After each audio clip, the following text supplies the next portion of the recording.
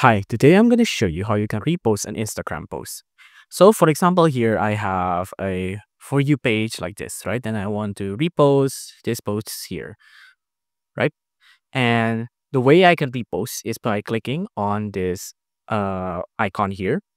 On this icon, you can see if I scroll, I can repost by adding it to my story. And by clicking on this, add to story, give it a second to load, click on allow, click on allow, click on allow, and then you'll see I have this post now on my story, right? Like this. Okay, not now. And there you go. I repost this post on my story now, for example. See? And if I want to repost it, just click on your story here. And now I have that post on my story right here, like this. It's still posting. Give it a second to load. It might just take a little bit. But either way, that is how you repost a post in Instagram. If you like this video, please consider liking and subscribing.